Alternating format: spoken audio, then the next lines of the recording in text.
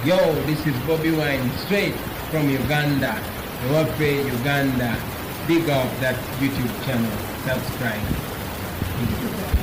Njagala kusooka kugenda mu Kigula Luggi then ndio kentandike program entuufu yandeese. Kuba sigenda bwa kalowoozo ka leero ngenda bwa Kigula Luggi. Era Kigula Luggi kino ngenda kiweereza abantu be South Africa mwenna. Ekigula Luggi ky'abantu be South Africa nkiweereza ne Yoseri baabula otabasira mutano wa Kalekezi nsi ya leta. Ekigula Luggi kino kigenda sibuka mu nsi, kigenda sibuka mu kanyoero ki. Kigenda sibuka mu kusookera ddala njalo sooka okubaza abantu mwenna abe South Africa bannayuganda bawangaalirayo nti bannange mwe bali nnyo okukola omulimu ogw'enjawulo ogw'ettendo okulabisa Yoseri baabula otabasira mutano wa Kalekezi leta bizizide nsanga bisibe na nyiri toilet lukwata senior mwe bali mulabisa okwetola South Africa yonna. Newankubadde mwasanze okusomozebwa nga poliisi bagezaako bagumbula naye mwe balikola. Nja kwebaza mwenna ba chapter leaders abali South Africa ne bannayuganda mwenna bali South Africa nti mwe bali baliri ddala. Kati ndowooza njagala tandika bulungi nnyo akalowoozo ka leero njagala kagenderera abantu be South Africa mwenna bannayuganda. Ng'era njagala Yoseri nawe kana kino Ekigula Luggi kigenderera Yoseri nga nsooka kuzannya ddoboozi lino mulyoke mulitegeere. Mwenna abadde balowooza nti Yoseri akwagala oba oli wa NRM oba oli wani ng'oli mu diaspora tana kyakwetaaza yagamba yafa ku bizinesi ye family ye talina mubanja talina gwabanja.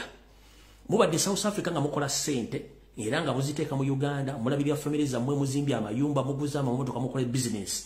Naye omusajja bwe yavudde eri ebigambo byayogeredde mujja bitegera nti omusajja talina mukwano gwe. Era nafunye information ndaga nti n'abantu mwenna badde baga nti muwagira Museveni namwe mwavuddeko enviiri ku mutwe olw'ebigambo byayogedde. Kati ndowooza kansokenza nnyo eddoboozi ne lya Yoseri nga li South Africa oba njala sooka tegeeza ensi. Nga bwe tabagamba nti Yoseri yabadde agenze kulambula ku mukulu munne Ramaphosa muyaye munne banditi bate basinkanye n'ebigambo byayogedde South Africa byadde bizibu nnyo. Kansoke mbajjukizeemu katono nti omukulu Ramaphosa naye ali mu kaseera kabi nnyo ng'enaku z'omwezi 2 omwezi ogwokusatu guno gwenyini gwe tugendamu. Opposition oba abavuganya government ye bateekateeka okukola countrywide lockdown okwetoola eggwanga lyonna bazikize South Africa bako yakamanyiro.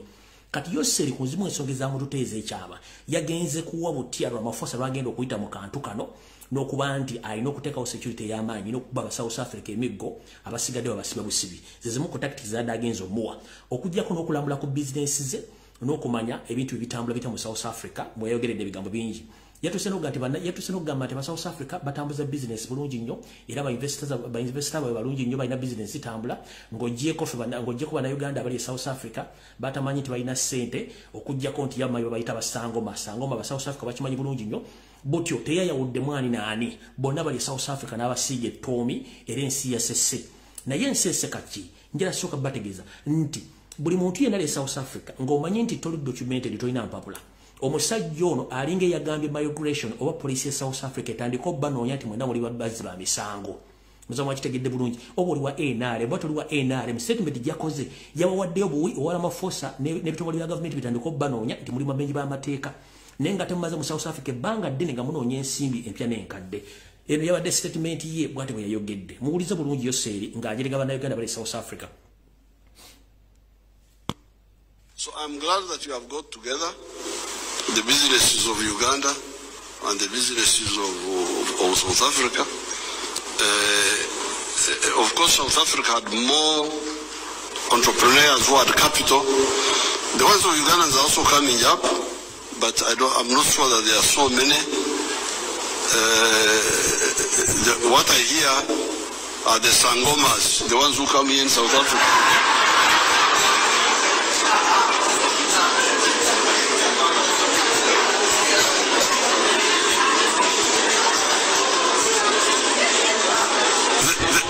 Come here to South Africa and pretend to be curing this disease, curing the other one. I think those are the investors that are coming here.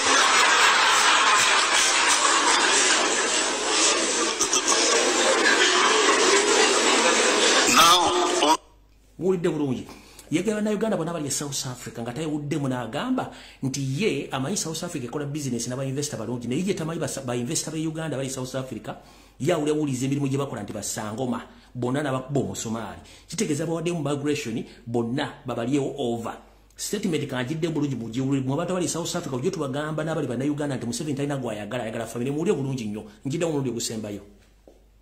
So I'm glad that you have got together the businesses of Uganda and the businesses of South Africa. Of course, South Africa had more entrepreneurs who had capital. The ones of Uganda are also coming up, but I'm not sure that there are so many. What I hear are the Sangomas, the ones who come here in South Africa.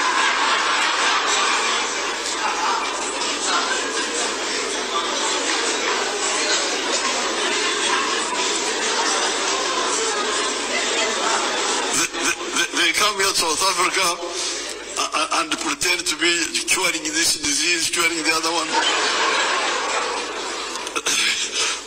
I think those are the investors that are coming here.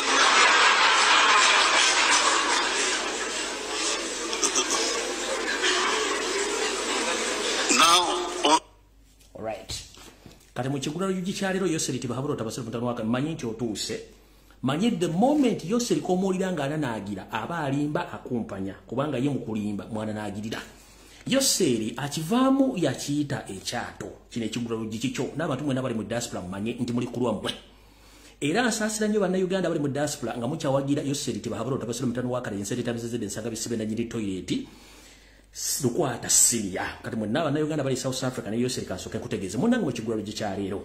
Akivaamu yakiyita ekyato olw'ensonga nti gwe kennyini Yoseri bwali ojja mu Uganda tewajja wadde ne underwear wadde n'engatto n'emu wajjanga omunoonyi w'obuddamu gwe tuyita refugee oba asylum seeker kana n'akuyamba n'ogifuna naye ate Uganda sinsi yajjajjawo si ya nnyoko gw'oli mu kukozesa bintu bya Uganda okufuna obugagga kubanga otunda ggwanga lyo olemesezza banna Uganda ebyokkola abamu ne badduka emitalo w'amanja ogenda okunoonya ekigula emagala eddiba ng'ensi yawe balemye muna Uganda ina afuluma Uganda ogenda okunoonya omuliro w'ekigula magala eddiba kibategeeza nti ensi ye muleme nga gwogi mulemesezza kati bw'obasanga gye bali n'otandika obba kudaalira nti basangoma simanyi baffere simanyi babbi sebo bana aba South Africa bana Uganda abaliyo bayingiza wakati wa milioni 5 ku mukaaga buli mwezi eza dola mu Uganda bagula amataka bazimba amayumba bagula amamotoka badduka ya business e Kampala boyita basangoma nego wajira mu Uganda toyina wadde n'ekimu kye wajja nakyo okujjako ate okubba ate n'olebesa banna Uganda ababeera mu Uganda ate batandika okugenda ebweru okusikinga asayira okubeera mu nsi ezitali zaaboobwe nga babonaabona ng'olw'okubugagga wadde otandise n'okutandika okubajerega gye bali ng'otegeeza gavumenti zayo ze bagobe munnange seruka mmayu tebakwata kulirye obudde bwe bujja njala kutegeeza Yoseri akamanyiro kakususse naye ate bw'omumanyira mpola kubanga gye wava tomanyiyo bulungi njala kugamba ekigambo kimu nti ebigambo bino byoyogera bijja kuddira kubanga jjukira waliko refugee nkiddamu once Yoseri you a refugee waliko refugee mu ggwanga lya Tanzania waliko refugee mu ggwanga lya Mozambique waliko refugee mu ggwanga lya Sweden. Yoseri, I'm here to remind you that yesterday you were in South Africa. You went on record by abusing and undermining Ugandans who are based in South Africa, who went there to look for green pasture because they failed to get earning from their country. So when you reached in South Africa, you undermined them. You say that all the Ugandans who are based in South Africa, they are sangomas. Some of them, they are asylum seekers because they failed life in their country. That's why they went in South Africa. But I'm here to remind you that previously, or some years back, you too, you were a refugee in Tanzania. You're a refugee in Mozambique. You're a refugee in Sweden with your wife and your kids. So right now, you have each and everything in your power. You forced a lot of Ugandans to get out of Uganda to seek asylum or refugees across the world. But you are there abusing and bossing around. Anytime anything can happen, you might too be a refugee again very soon. So stop abusing and undermining Ugandans. Kubanga nawe kenyini wajja tolina kyolina. Awe nkugamba nti munnange yogera bitono nnyo ensi ekulaba. Wano weva olugero lugamba nti buli akkuta tajjukira nti waliwo alumu enjala. Kyenava mbagamba nti omuntu yenna nga amaze okukkuta kasita atandika okukkuta akufuna emize gino wammanga. Atandika okukuumula omukka ng'ate akatima we batalina kateera. Atandika okukuba ebyebajjagalo nga bikubira mu bantu kubanga yakkuse. Mulimu muva n'okkuba empiiyi. Naye ng'ekyo kiva ku kulya okungi neerabira nti waliwo batannalya. Mukulu, olidde nnyo kkuse we bajjagala empola. Olidde nnyo kkuse lekera okukuba empiiyi ate lekera okufuuyira we batalina kufuuyira nkiddamu. Lekera okuta akatima batalina kateera wajja toyina kyolina nga nembwa ensibe ku lujegere okumala emyezi 2 ekusinga okunyirira ne kati essaawa zino we bajjagala okuba empiyi ogenda ofuuyira oluwamu osanze bannayuganda ng'oli ku ssente zaabwe kwe bamanyirira abaana bali e South Africa ne mu nsi yonna bakulaba ate kati bakutegedde luno njala kubaza bana mu South Africa mu bali kwekalakasa ku exposing Museveni kubanga tayimu yetuuse takyalina kyagamba bantu naye kino ekibadde ekigwalo gikyaliro kyakutegeeza Museveni you are once a refugee in Tanzania, in Mozambique, as well in Sweden. But right now, you are well off. That's why you are undermining each and every person or any Ugandan abroad. Goroza to watu can see wajuamba. But very soon, you'll understand. Echo chonche maza kichibade chigwalo gichaliro. Katinjara genda ku video, buli omu asobole kubanga awulira amawulegano. Ntandikidde ludda wa ewatofu. Ndowooza kantandike ka video kano tuve ku kwanjula katandike. Nabagamba nti abasajja bano bannabyabufuzi ba old guns ba political prostitute akola statement nga togitegeera ne mujjukira nagamba president wange Omuliro Kyagulanyi Center muti bannabyabufuzi bolina bano ba old guns balina move gye bazannya ey'ekika ekyawaggulu jjojja okutegeera oba butagitegeera ne nkugamba nti looyo mupya mu kuteesa Mathaasi Mpuuga Nsamba ne munne bwe bakuleeta emmengo balina akakoosa ak'okuleeta muhoozi emmengo ne tewakimanya nendoza wakimanya lately kati bwe bamala baleete muhoozi naye jjo nawuliddeko omukulu ono Medad Lwega Sseggona ng'ali mu kwogera emmengo alina ekintu kye yayogedde kye mutaategedde munnabyabufuzi yali mu DP basajja bayaaye nnyo akola statement n'asooka basanyusa n'ayisaawo kyayisiza bukyanga Buganda etandika okubanja ebyayo emyaka gigenda 50 Lubega Sseggona nga muli ne muyaye munnamwe mabiga emmengo mutandika okukola statement nga muze tusobola ku interpreting statements zino mu statement ono gye yayogedde yasose kuyisaawo nti Kyagulanyi president we ono wayiga gwe yayita emmengo nti era kirungi nnyo era yigamba nti president n'amala n'ayisaawo statement mwena gye mutaasobodde kwetegereza ng'etegeeza ki balina gwe baleeta emmengo bano bennyini njagala mujuulirize asooka n'awaana mayiga n'awaana ne Kyagulanyi nti mayiga yamuleeta bulungi nnyo naye ne bwaleeta oli bwategedde kubanga balina bye baagala wuliriza bulungi nnyo njagala mbazanyire video eno ne statement enkulu gye njagala muwulire ye statement gyagamba nti ne bw'otu kati nga bw'omaze okuleeta waffe ne bw'oleeta oli kye njagala muwulizeemu kyokka ensangi zino obukulembeze buzibu naddala bw'oba okulembera Buganda kuba buli Muganda mugezi abagezi tetukulemberekeka era okutukulembera naawe oteeka okuba mugezi munnaffe sinakindi okutusingako obukulembeze bwo bweyolekedde bulungi mu kutukuŋŋaanya era nkwebaza juzi bwe wakyaza pulezidenti wange nze gwe namanya Robert Kyagulanyi Ssentamu kundulu eyo nnyinza okunnyonnyola amaze obbasesa kati agenda kuyisaawo ekikye ne feesi ekyuse nze sirina mutawaana ne bwokyaza gundi oyo okuggyako sebo tibwe omulabyeko mutugambire atwale ebyaffe akumyewo ebyaffe byeyatwala kuba ebbwadde ne ligambwako nnyini lyo ffe gw'otugatta gw'otukuŋŋaanya n'olwekyo togaana kumutugambirako kale mu mirembe akomeewo ebyaffe ngenda kuddamu video eno njagala mulabe facial expression ya Sseggona ng'ayogera bw'amala okwogera Kyagulanyi wali ng'aseka bw'aba ayisawo message y'abakama be n'akyusa face kye njagala mujje message omutegere bulungi bano abasajja mission yaabwe kye njagala muwulire bulungi nnyo wulira ensangi zino obukulembeze buzibu naddala bw'oba okulembera Buganda kuba buli Muganda mugezi abagezi tetukulemberekeka era okutukulembera naawe oteeka okuba mugezi munnaffe sinakindi okutusingako obukulembeze bwo bweyolekedde bulungi mu kutukuŋŋaanya era nkwebaza juzi bwe wakyaza pulezidenti tunulira feesi ye nze gwe namanya tunulira feesi Robert Kyagulanyi Ssentamu kati musanyufu agenda kyusa feesi ne statement feesi ekyuse feesi agenda kyuka ne statement feesi ekyuse era nze sirina mutawaana ne bwokyaza gundi oyo okujjako sebo tibuba omulabyeko omutugambire atwale ebyaffe akumyewo ebyaffe byeyatwala kuba eggwadde ne ligambwako nnyini lyo ffe gw'otugatta gw'otukuŋŋaanya n'olwekyo togaana kumutugambirako kale mu mirembe akomeewo ebyaffe.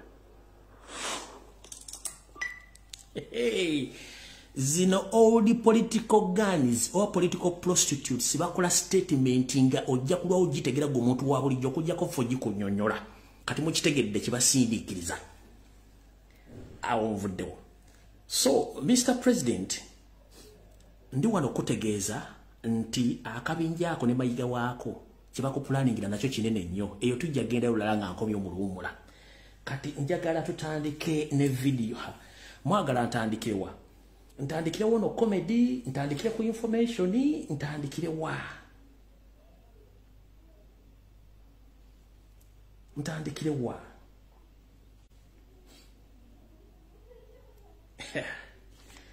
Yesu Kristo. Okay, kantandikire ku wono comedy. All right. Mukulu Felix Kuraije oli otya je bali kujja otusa kan student gitambula bulungi nnyo. Munange bwetubera ku videos zino tuanalyzinga issues zino muloza abantu bantuli basiro ne tutegera bulungi nnyo. Mukulu mwesigwa kan student oli bulungi ne muganda wokaddu mwe bali kujja mutusaako engalo. Naye ndoze mutulaba kama tu ebiseera bizimu tuyita mbuzi tetuli mbuzi. Kati ono ye muganda wokaddu ngali ne Yoseri tibahabula utabasira mutanu wa kale. Si yo kaddu gwogamye ti muganda wo. Oyo state agent ngali ne Yoseri. Oyo kaddu ngali alina Yoseri tibahabulwa. Ekyo tukimaze. Era yono wano kaddu ngali naawe. Si yoyo. Ngali naawe kaddu. Eri tumusanza ali ne Yoseri kati ngana ali naawe. Ekyo kiwedde. Kati eyo nga sinagenda. Ntandise bwenti. Mukulu Felix Kuraije nkulamusizaako je bali kujja otusaako engalo kansumenti gitambula bulungi. Kansokenze bana Uganda katono nnyo. Mu history okuva Yoseri yayingira mu ofisi bya Uganda abantu bamwanda mining bamunyoma. Ndebo yabiranga meeting izo nezatuleza government yatulanga bwati nasirika ne mu kusirika ko yali abala bintu bingi nnyo. Era kyovolaba waliwo omuntu afanda Yoseri esawa zino. Atulimu engeri gyakulamu bintu ya Yoseri nyini asoka nasirika banabanga atalaba nengala buli kimwachi bala the same tactics. Na ye emyaka ejo gyonna Yoseri abadde mu Uganda nga akola tactics enkambwe. Kati twatuusa olwaleero azzeeyo tactics ez'olukumulwenda 7-8 azikomezaawo nezo tezikyakola. Reason being ekisookera ddala Yoseri bwali ng'oyagala okuvumisa gavumenti zonna enkadde ezibaddewo gamba eyobote yasooka newetaba mu kulumba olubiri lw'Emmengo okuddusa Ssekabaka Muteesa newetaba mu kusula gavumenti ya Amini newetaba mu kusula Kitokero zino zo zitulamu era ng'oyina agent bali mu gavumenti ezo naye ng'okola otya wajjanga n'owamba n'otta abantu ng'oyambadde yunifomu za gavumenti ezo zonna bw'omala okutta abantu ate n'okumawo emisana n'obagamba mulabe kino bagende mutuwa abaana mwagaani gavumenti yabase abantu ne bakwatibwa ennaku ne bakuwa abaana by force ogenda okulwana. The same tactics zogenda okozesa ennaku zino enkadde. We are here to analyze and to inform Ugandans that whatever thing is taking place on social media about Robert Kyagulanyi Ssentamu National Unity Platform plus People Power, which Mzee Museveni using, those are the old tactics yakolanga mu kinaana. Akola ekintu mu public obanga kyekwese n'amala n'akijjo n'akisiba ku muntu okumulabisa mu public nti muntu mubiye ne yeeyonja.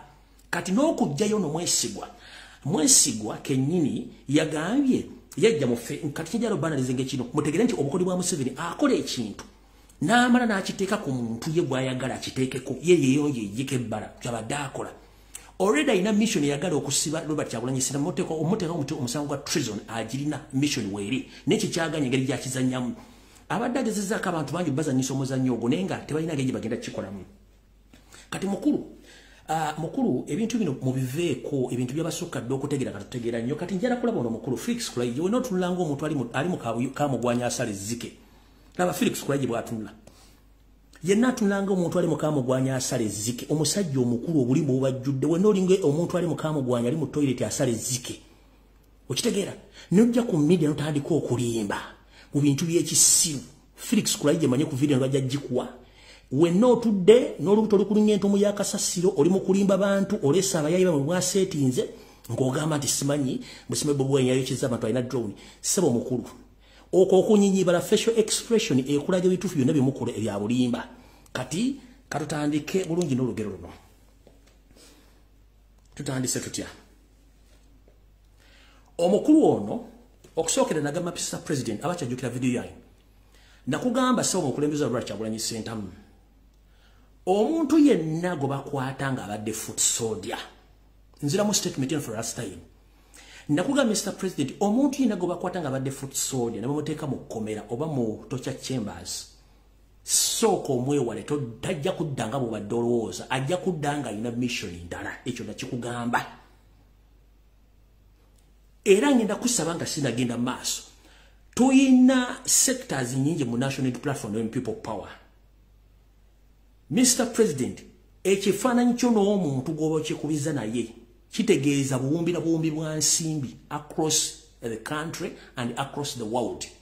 So the moment omuntu afune ekifaananyi naawe kimuwa access ku protection okwetola ensi yonna ne kimuwa access okufuna ensimbi ewayo seritiba habalo tabasoma mitano wa karekezi kati ngenda kusaba tuina departments let us share the work omuntu ina bwava mu komera nga badde foot soldier oba munabya bufuzi toddamu kwekubira ekifaananyi muleke omukulu wa mobilization wa ichi center mu wali general secretary wali n'abalala abantu bano bagenda kukozesanga omusingo okukola bye baagala ono kujja balina mission ngamaze omutendeka njagala mbazanyire video yasooka mulabe bigabya yayogera mbazanyire video efulumye olwala mu facial expression ye nabaga nti abantu bano bava mu komera ngamaze basomesa kye bagenda okukola n'okwogera then tulyoke tugende ku kiddako ono yemwesigwa nga amaze okutukira ba Kyagulanyi Ssentamu mutumire facial expression ne body language then mbazanyire mwesigwa wali mugenda kutya oye mwesigwa ngabasiri wano wadusala ba mu nenga jeso so mu feeling anti omuntu akubuza ali awo nenga bakusirie njegere nema gamba nyamusira wele zina musako java bangamba oja tugamba nebagamba mukebere simu yange nola mwekiri yagatiwa mbera nokukyereta NUP muli badde mukola kyona kyemwagala okukola ngazode ekimanyi olwedde simu yange tukyalanga yagina ate ng'ebintu ebisinga byonna biri mu simu yange nebakebere simu kati naye nga buli kyebakubuuza nogano kiddamu abafeesi ne body language obulunga busane nga tosobola kwerwanako obulungu gulumira mu kifo kimu kyava bambuza oye mwesigwa nga ze wa Kyagulanyi mu kusooka kati laba mwesigwa nga Kulaije amulese okwogera kasasiro waabwe na body language ne face expression n'ekigambo kyeyogera nti president we bale kuntaasa na kunsabira kati amuyise kibanda njala muwawule statement era n'ayogera nti abantu bamuwa deal be baliranye Kyagulanyi okitegere baliranye Kyagulanyi kitegeeza babatandise okulukulu batuuka ku Kyagulanyi kulira sawa ni baje kwa baba kutangaza ensi y'eggwanga sometimes oli bigerawo ensi amuna uzati nga tengeka Uganda wangu ono mulaba wano yabadagera okuza okufunibwa mu kifo oye kadde oli alina musebere gyembalaze nze bwe mulaba wano kampanga ekintu yantukira bamuyita Kizali Kizali abeera kugabya olanga nandukira mu kintu kyonna togenda wulya peyina so bajja ne bakukwata nga bakukwata naye bisobola kukuba nebakasawulya bakola ne bakukoze nakukitali naye bakusobola kusibe bamala okusiba ne bakujendekera babuliza okusibe bakukola mugalena sondo kuba nti liwani mbadde bulirwa kuba bansulize kuba milioni yawaji wamala yenemitwalike abakadde saakafuna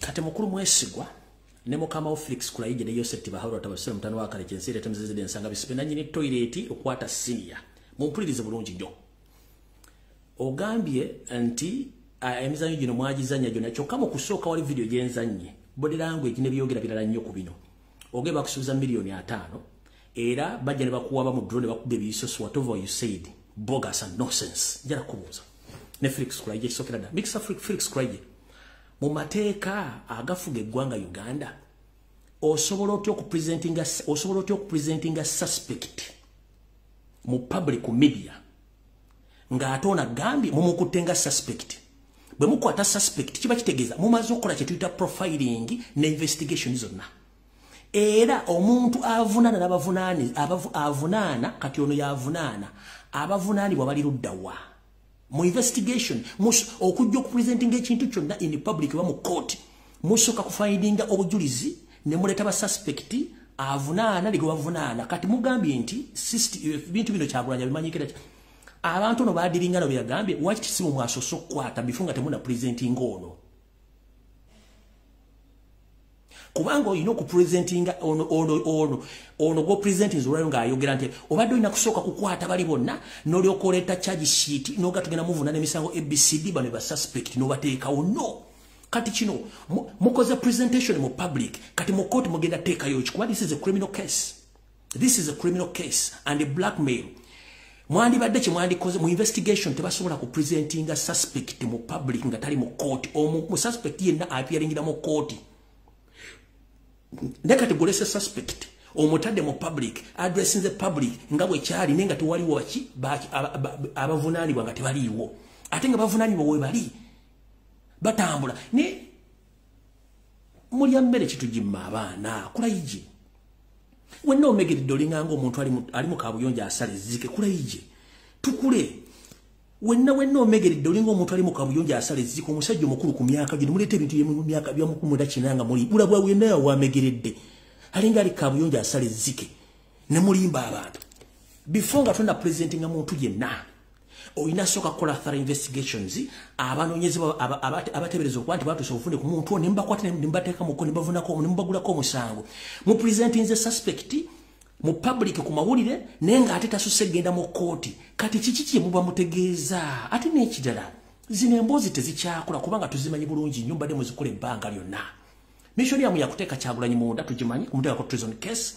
era kuba mu bagenda omulumiriza tumanyi tumwaba settinga ddawe bali mugenda bagenda mulumiriza kubikola ebitaliyo naye tutegeera nnyo kuguno omwaka byonna emukola zo firimu ze muzifiiremu kati ngenda baga bana Uganda omwami ono tetumuwa nnyo matu kubanga he had become a diversion ono Eric n'akabinja ke diversion tugiveeko n'ekirala kye batandise okugamba nti Kyagulanyi awagira homosexual which is wrong Kyagulanyi n'ekimuganya okugenda e Bungereza yayimba oluyimba ng'awakanya enkola eyo kati badidde bonna abaana bali ku TikTok naba internet propagandalist batambuza ekiboozi lwaki Kyagulanyi tavaayo kwogera ku homosexual bakifudde nti atali wa no diversions bazikola no Museveni akola ekintu bayita blackmail asobola okuteeka ku billions and billions of money okwono n'erinnya lyo in any way possible akusse wansi agenda okuttanga amaze okwona image yo eyo system gibaddamu Museveni ng'agenda kutta omuntu asooka kwonona image ye mu public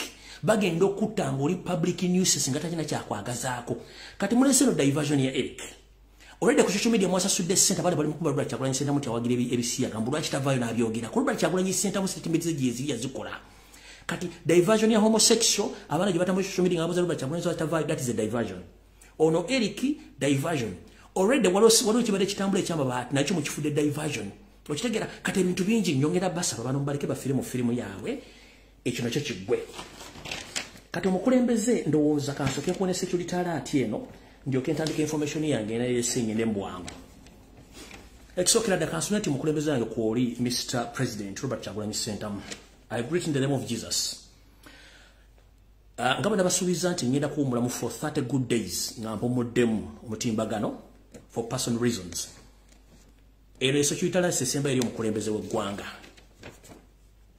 kansoke njogere mu luzungu Mr. President Robert Kyagulanyi Ssentamu, I'm here to inform you that whenever the state fails to kill you, the state finds any way possible to eliminate you, but using the close friends,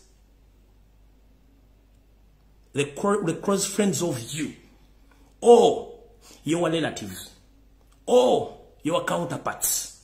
If the state fails to assassinate you, the state makes sure that he makes sure that he uses the close friends, the close relatives, or your fellow politicians. Kati wano wenkugambira nti mukulembeze wange njalo mwegendereze nnyo. Yoseiti bahabulwa ye takyasobola kukuba kisasi obokozesa ekintu kyonna. Wabula nti government bwe kulemereddwa gokutanga omuntu esobola okukozesa omuntu yenna akuliraanye either mu nabyabufuzi, esobola okukozesa omuntu associate wo, esobola okukozesa bodyguard wo, esobola okukozesa omuntu yenna akuliraanye okutuusaako obulabe either family member oba politician munno okukola ekintu kyonna ky'oyagala okukola okutuusaako obulabe. Kati njagala ompulirize. History asoma bw'ati nti government weberemeddwa, when the government fails to assassinate you, they either use your friends, family members, or your associate to finish their mission. This is exactly what is taking place. So, Mr. President, I'm here to remind you that the history can repeat itself in Uganda, because I'm here to inform you and to give you the further evidence about what happened previously in other countries. Mr. Bobi Wine Robert Kyagulanyi Ssentamu, please listen to me very carefully. This Eric Mwesigwa and the entire government, they are looking in the one way or the other to flame you with a treason case so that they can put you inside. But before that, they are planning to assassinate you using your fellow friends. Yes, lwaki bajja Mwesigwa ono atekewo ebiwooziwoozi kubanga balemeddwa okufuna bagala kozesa munno. Kanjala kuwako muganda wange ebirowoozo bino. Wegendereze nnyo abantu abakuliranye ebyo bintu nzize mbigamba nega nti abantu abakuliranye bagenda okuvirako entabwe. Iranza, I don't trust anyone around you. Ngenda kuzaayo. Tugenze ku mugenzi Savimbi yali muyekera w'amaanyi nnyo mu ggwanga erya Angola. Era Savimbi eyamutta yali close friend. Yali sort of friend and bodyguard. Savimbi tewali atamujjukira ali wa Angola. Tugenze ku mugenzi Sankara wa Burkina Faso. One idol, some of your idols, omugenzi Sankara. Ali agoba kuteka ku mutimbagano wonna. Sankara wa Burkina Faso bodyguard ye yamutta. Tugenza ku mugenzi Desire Laurent Kabila owa Congo bodyguard gwe bakozesa okutta Laurent Kabila.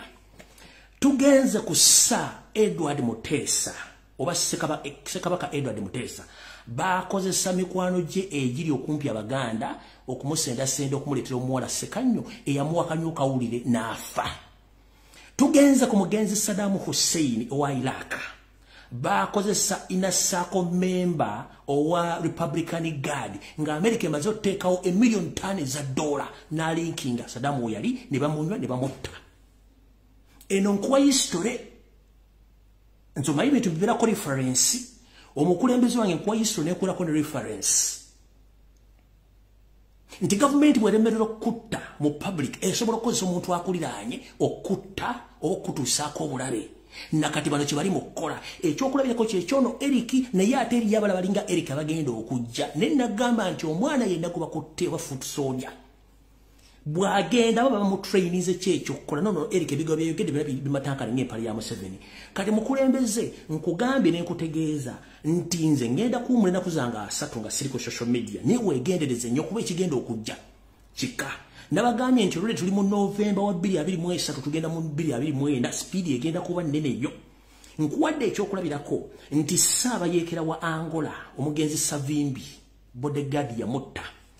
Ne tugenda ku mugenzi Sankara ono idol oba omuntu gwonyumiza ku bantu ba Pan Africanist era owa Burkina Faso bodyguard yamutta.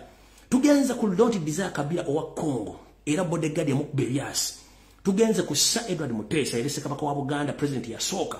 Closed friends abaganda nga bakozesa omukyalo Ssekannyo bota bayiseemu be bawa Ssekabaka obutone bamutta. Tugenze ku mugenzi Saddam Hussein owa Iraq Inner circle member owa Republican Guard bwe yawulira nti waliwo million 5 za dollars bamuwa okuwaayo Saddam omwami ono yakwata Saddam n'ababolera location Saddam ne bamuwa ssente meka bamuwako emitwalo gyali 2.5 ku million 5 oyo yali inner circle yawaayo Saddam Hussein kubanga olutalo lwaluganye nga balina okugyawo Saddam Hussein by all means kati omukulembeze wange munnange radio bwe kubikira tojikuba mugere nze nkwadde yisule nkubuulidde setuwefere everinzo okutta esobola okukozesa omuntu akuliraanye okitegedde bulungi kati awo nvuddewo nyenze ku information eyandeese kuba ekyo mbadde njala kuyisa obuyisa mawulire gange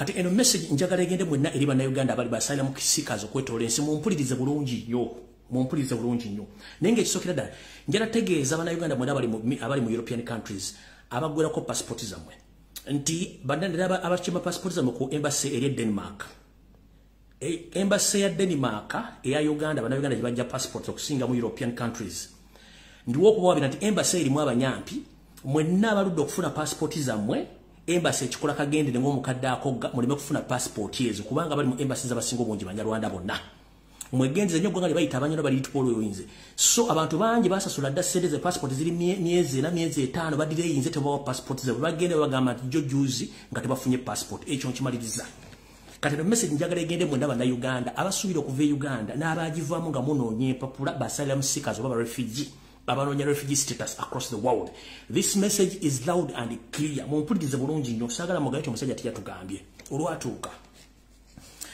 olwatuuka munnaye nga Uganda ebalemerera mugenda mu nsi z'abazungu okufuna ekyo kigulira magala eddiba naye mutuuka eyo buli omu awaayo mboozi okusinziira ku ekyo ky'aba ayagala kimufunisa empapula ekintu ekirungi naye mumpulirize bulungi nnyo Yoseri bwe yategeera nti bannayuganda basinga obungi badduka mu Uganda bagenda bafuna obutuuze bw'esendala nga bayita mu nsonga zonna ze baagala okumuteekako oba ze bamuteekako entuufu naye gwe omuntu asaba empapula luze ebigero bino njala sooka okutegeera Yoseri ne munne Piraato badiployinze abanyarwanda okwetoola ensi zonna bannayuganda gye bagenda okufuna asayira mu ba refugee status bano bakolanga ba lawyers ba migration lawyers bano bakolanga ba interviewer bano bakolanga ba interpreter immigration lawyer ye lawyer asobola okuwozesa emisango gy'abantu abaagala okuyingira oba okufuna eggwanga eryo oba okuwoza emisango egyo overstay interpreter ye muntu avunula olulimi lw'otamanyi mu nsi eyo nga yalumanyi naye nga gwomanyi oluzungu amanyi oluzungu asobola okuvunulira mbali mu lulimi olulala naye waali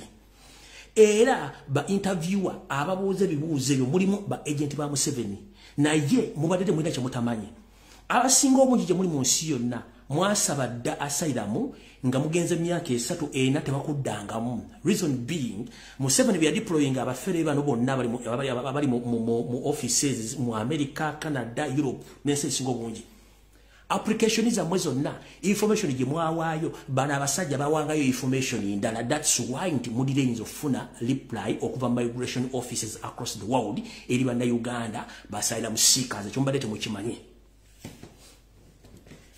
omuntu akubuuza ne bagamba omanyi lulimi ki no bagamba nti mmanyi luzungu oba oluzungu sirimanyi mmanyi Luganda banoonyayo omuntu gwe bayita interpreter ng'amanyi Oluganda ng'amanyi n'olulimi lw'ensi eyo naye ebiseera ebisinga ba interpreter abo babeera Banyarwanda mwegendereze nnyo ngo akubuuza ebibuuzo ng'abiza mu lulimi lw'abali naye yennyini Oluganda batalumanyi n'oluzungu olumu baba tebalumanyi bagatta lugatte kati gobo mugamba nti muna Uganda ekinzirisiza bwe kinebwe kiti olwokuba nti ali ku mulimu gwa Yoseri ebiseera bisinga babakola recommendations enfu ne mulinda reply okuva migration oba empapula zammwe ne kigaana solution yiino bw'obanga oli mu nsi z'abazungu wagenda kusaba asylum oli muna Uganda please genda okebere ku fayiro yo saba fayiro ogikebereko ne bw'obanga ogenda teeka application y'okusaba asylum oba okusaba refugee status making sure the migration lawyer gwokozesa wanseyo munansi oba mweru ekirala bw'ofuna omuntu yenna interviewer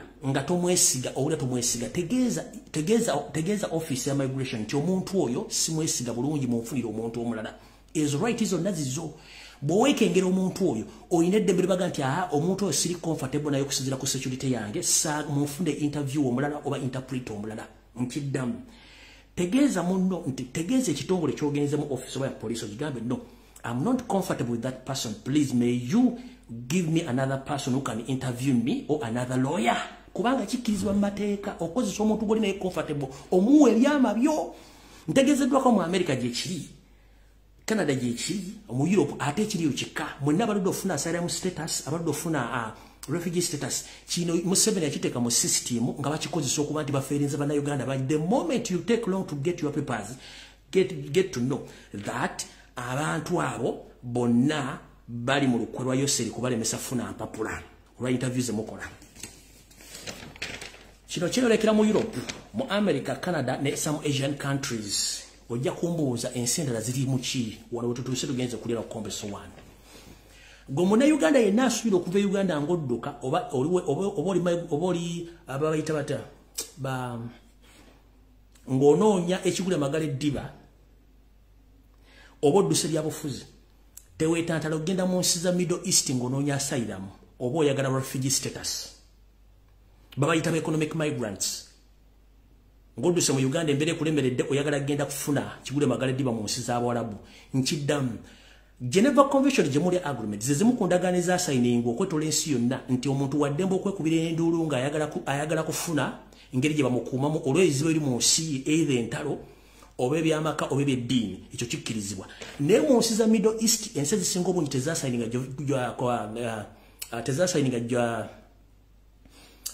tezasayininga ndagaano eyo ey'okuba nti ziwa abantu refugee status oba asylum, kubanga bo enkola yaabwe y'ebintu ndala nnyo kyovula tewali yali agambye nti nafunye asylum oba nafunye refugee status mu Middle East tekiriyo. Bagenda kukwata bakuze ku nsi yammwe Museveni akutte. So bw'oli asuubira okutoloka e Uganda togenda atongera Middle East kufuna ya asylum oba kufuna refugee status is impossible. Ne mu some African countries teweetantala n'ogenda kubanga Museveni alinayo omukono omunene. Jjukira nti ye alina ensi z'akolanagana nazo okuzza bannayuganda e Uganda. Naye ng'ezimu zikyasetulinga basalamu seekers, naye nga yo Middle East kakutanta n'odduka bw'ogenda Middle East kufuna mpapula owabuda mu nsi ezo. It is impossible. Ensi mw'oyinza okufuna empapula Europe, America, Canada ne some Asian countries, Middle East, part of Africa, kafu. Geneva Convention Agreements, Middle East ensi ezimu tezagisayiningira koda tezeetaaga kumanya ebintu kyobula tebagaba ya asylum, tebagaba refugee status tebiriyo. Okitegedde. So mubere nga mukimanyi bulungi nnyo nti ebintu bye mbagamba mubiteeke mu nkola mujja kubeera bulungi nnyo era buli kimu mujja kitegeera. Nvuddewo. Ngenze ku mawulire agatalinda. Njala mwotangire Meya w'e Lubaga ne Erias Lukwago.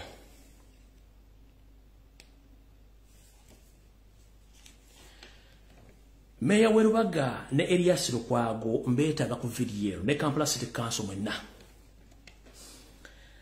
Ezimu ku drone zange zantegezezzaako njala tegeeza Abaganda mwenna abalangira n'abambejja basafari bannaava waliwo ekintu ekigenda okujja.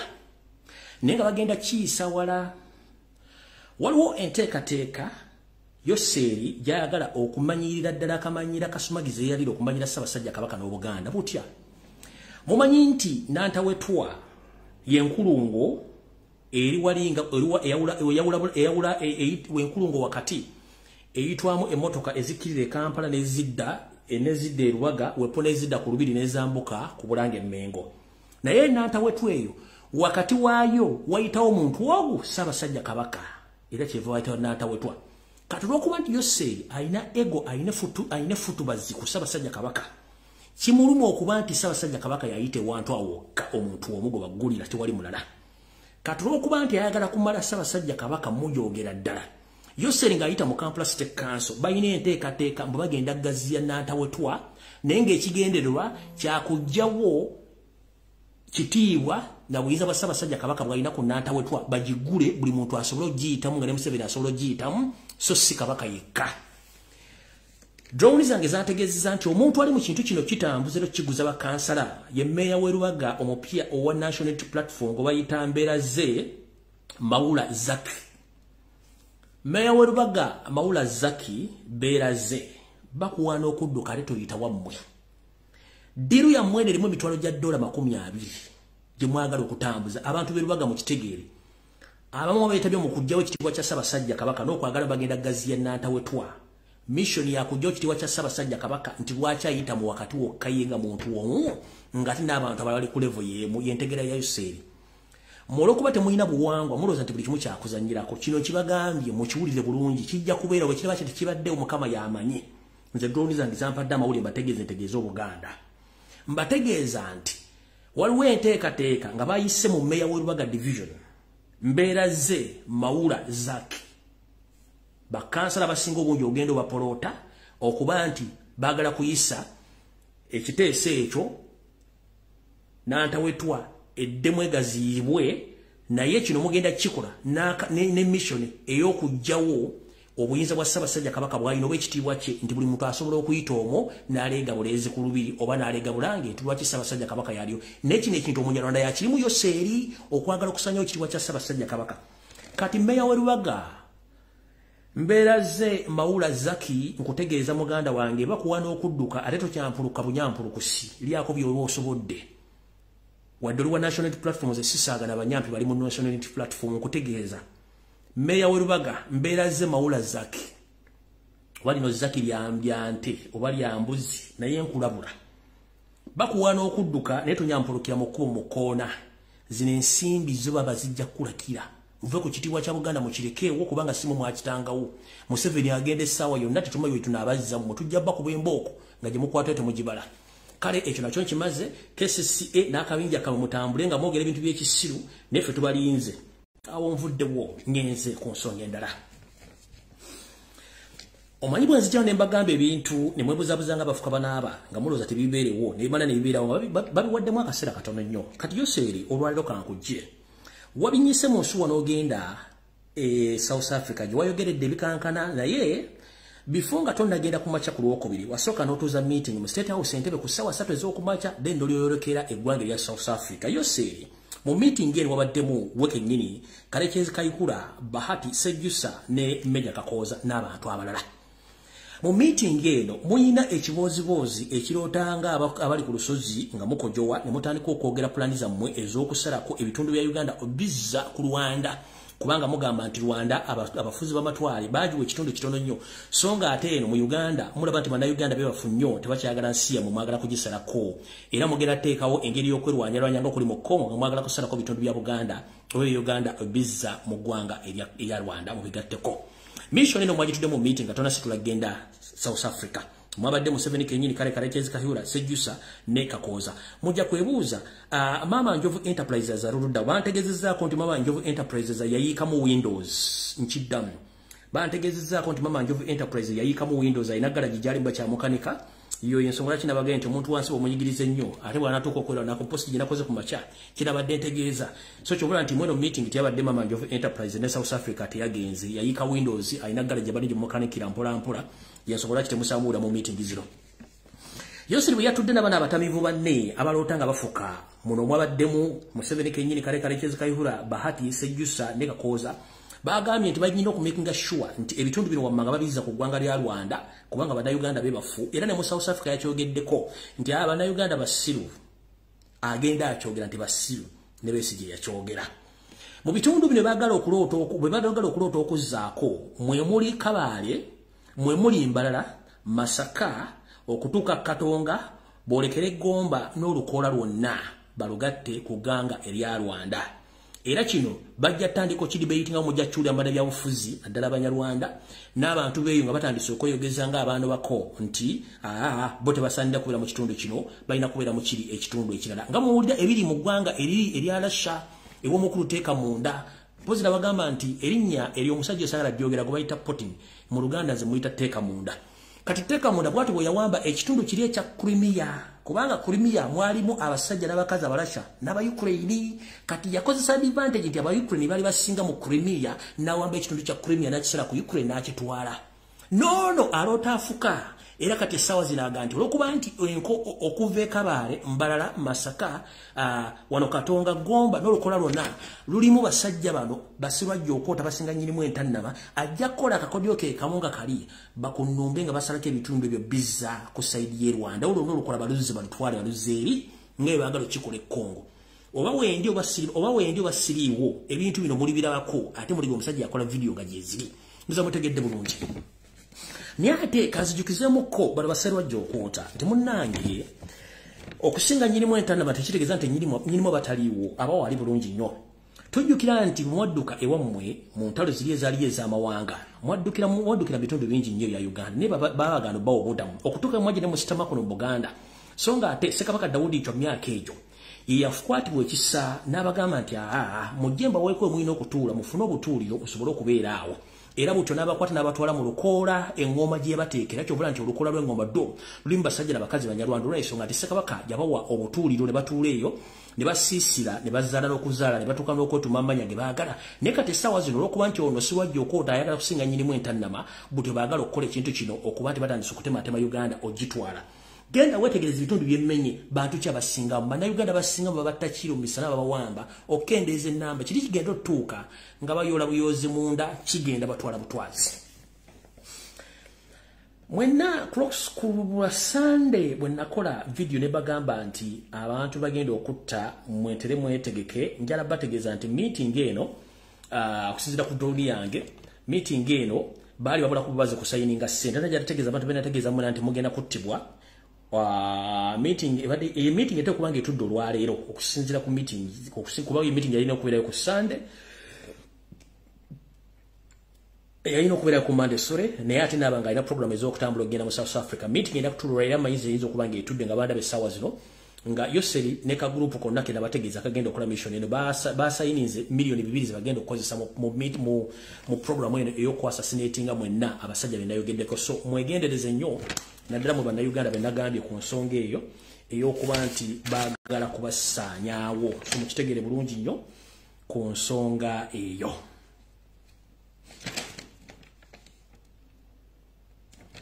awo nvuddewo ngenza ku nsonga endala ebintu bingi bitambula mu Uganda nabagamba yebuvudde katono nti abavuzi b'empanka ekintu bakitadde ku level y'amaanyi ne mbagamba nti mujja kuba muli abaga nti ekintu bakireeta mu parliament kiteesaako kiki ekyabaddewo era kizzeewa bakiteesezzaako naye soka weebuuze lwaki kigenze ku social media bakipromotinga nnyo bakiteeka Robert Kyagulanyi Ssentamu eno yiina ensonga wulira nabagamba kigenda kujja mu parliament tekizze naye lwaki bwe kitusituse kisitukidde mu Kyagulanyi Ssentamu ba ena propagandalist bakitambuza bonna Kyagulanyi tava nayogera simanyi biki bwe yalina musajja wattu Kyagulanyi simanyi bofuna n'otuloba batutega kuwuma agenda mu kabuyonjo nga wa NRM hayita Kyagulanyi abeera ku TV nga nyumya music wa Uganda abeera kulinya Kyagulanyi goba mu njunga mwenda byabufuzi abeera ku Kyagulanyi goba akyaye ayogera ku Kyagulanyi agenda otegeka ekivulu era ateeka mu Kyagulanyi agenda okubba ayogera ku Kyagulanyi kuga muntu sobedde sima musajja bakyebaka buli muntu yenna ku TV gwowulira ali Kyagulanyi neko keziganya okumaamira mu Kyagulanyi aziganya okumaamira bano sima bakoze biti kya umusajja mufudde kibannange umusajja muleka abereko wayina okubeera kati programu z'abasajja bali mu kulya mu kasasiro waabwe era Kyagulanyi mulese mutaddemu waliwo bano abawala abaabulwa ebyokukola badda ku social media n'ombuuza okola ddi toyina musajja tokola ki nakera ku makya n'aleekaana nga gwe bataddemu ebbombe emabega najja n'awoloboka omugambo naye nga omujja mugulako omusango ombuuzo waayi okusinzira ku musajja gw'otwalaganya ebigambo by'oyogera obijja ludda agenda atandikaga bansonyiwe ate saategedde bannange mundeke nange babiŋambye please making sure nti ebigambo by'oyogera biri well calculated okitegera bulungi nnyo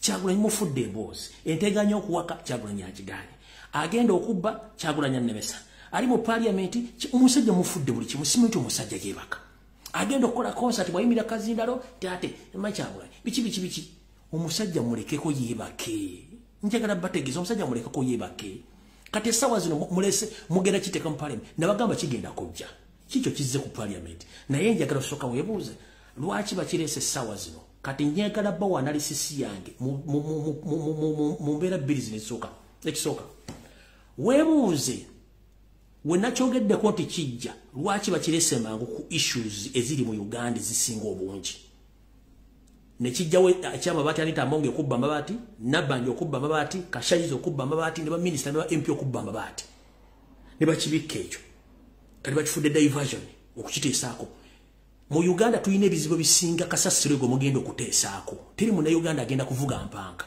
ne mukireesera okuba nti mwagala kusuula Kyagula n'okwononera erinnya lye y'ensonga lwaki mukirebesesa ninja nasooka kubuuza ekibuuzo kino golooza lwaki NRM erina bambe ba parliament 325 bonna balina diploma ku diploma degree masters PhD n'abalina doctorate lwaki era balonzeeyo Asumani baswale mukwano gwa Kyagulanyi yabaleeta agenda akole bamuwadde agende mu luwumula mbwate addemu abagetteeka eryo lwaki era bagenda kuba bagambe nti olaba nti era mukwano gwa Kyagulanyi gwe bawadde agenda ateeka etteeka eryo mu nkola liteeka isooka weebuze teeka wakabuuza lwaki mu bantu lwaki siwa NRM gwe bawadde etteeka agenda alikole why of all of people is baswale the opposition balina okunywa ku mazzi NRM erina abaka 325 plus naye lwaki mu bo si gwe bawadde omu ku bo agenda addemu awandika etteeka lwaki waliwadde opposition basaalirwa mukwano gwa Kyagulanyi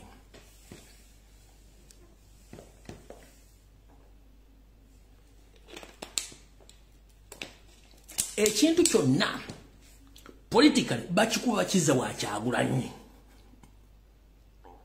kyonna bakikuba bakiza wani wa Kyagulanyi era abaguyaguya ababuyabuya abatoletoole abavumponga byo yambuga ba NRM bagenda kuvenga bakidrivinga bakiza wani wa Kyagulanyi tibali waddera mukwano gwa Kyagulanyi yagenze nakola etteeka ba member parliament aba NRM temwasoma oba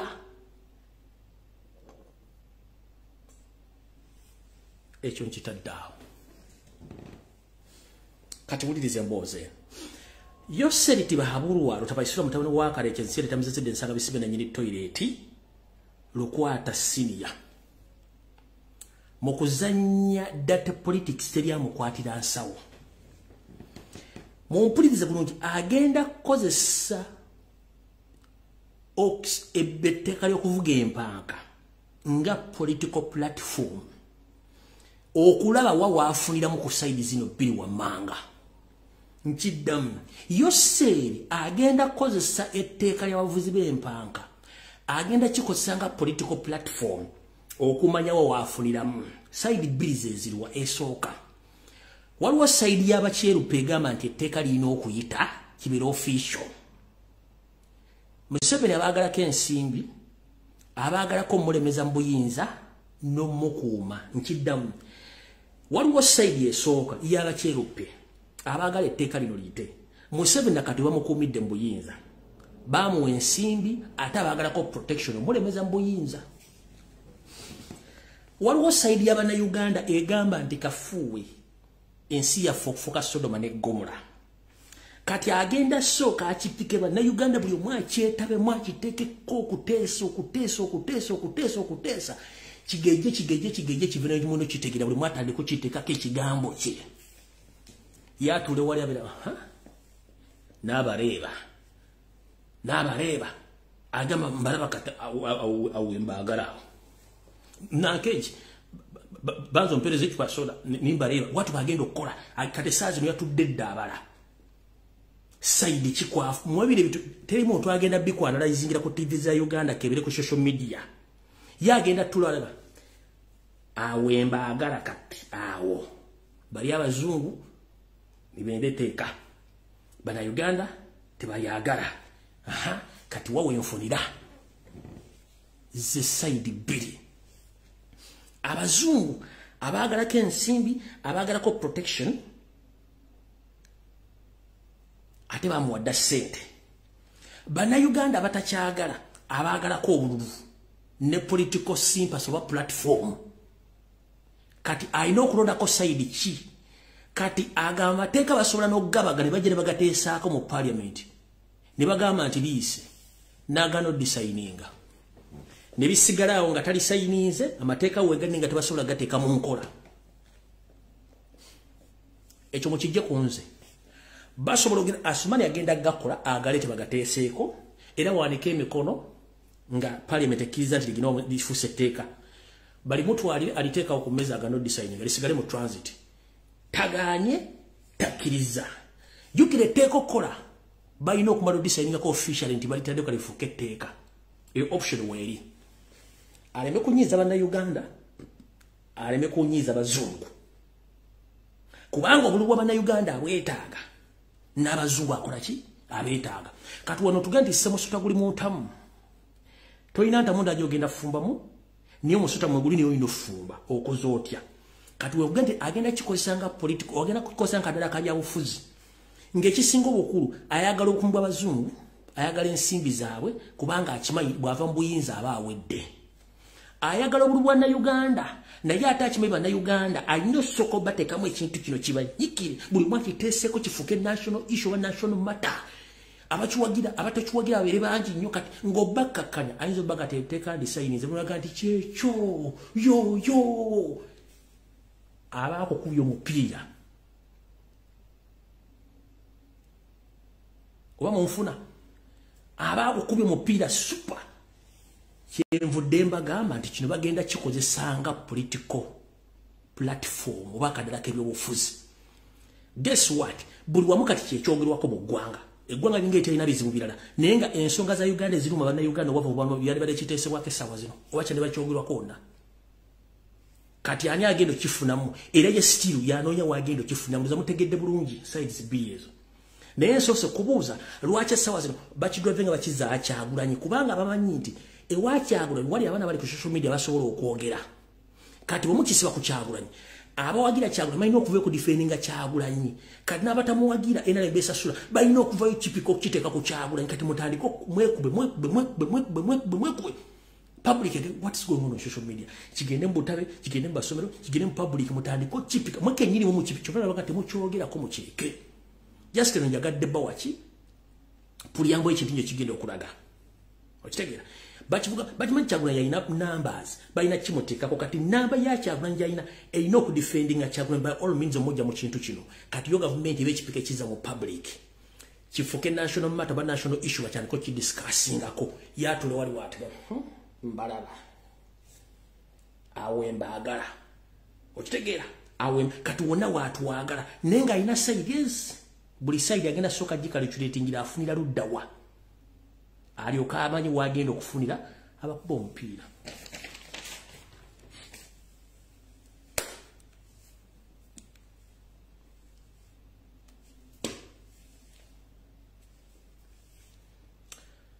kansubira sina kyendeseeyo ku information yolero gyenze nayo naye nga weebuuze lwaki Asumani of all people waki Asumani mukwano gwa Kyagulanyi nga NRM erina balina diploma abalina degree abalina masters ne PhD waki tekuvuddeeko omu n'awandika etteeka eryo oba n'agenda n'adiscussinga etteeka eryo lwaki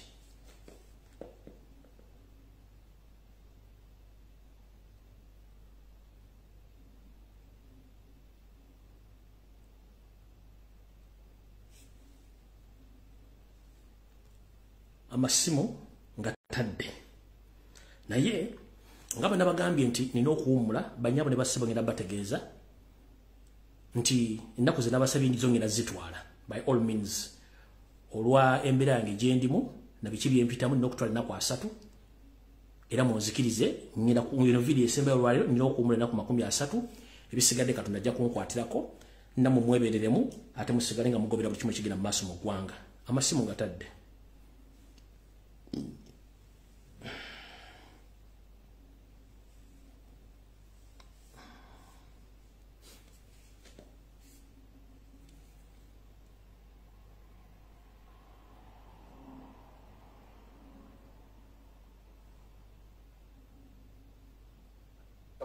Hello. Agamba atya teacher. Ndibulungi sebo lyota sebo. Ngende sebo. Kakati. Banyanze sebo Kalume made in Luwero ku nsonga y'ekisiyaga kwentuukidde. Simanyi oba netiwaaka yange nnungi. Kwoli sebo. Kakati ku nsonga y'ekisiyaga teacher. Nemba de sagala tujidiscussingeko ensonga eyo tuba tugiwa amakulu mangi nnyo njagadde ebbalaga gije kigenda okugenda bannayuganda Ti obu video buli mu saturating obudde bw'olwaleero bwa myaka 3 emabega.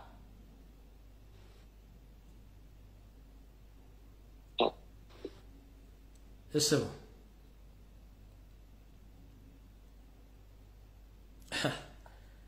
Network ya muganda wange eganye.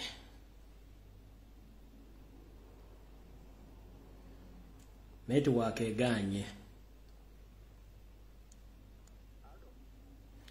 Anti muna guno kwokuba bokuba te ku WhatsApp ne bakubako information evako basobola kuwuliriza.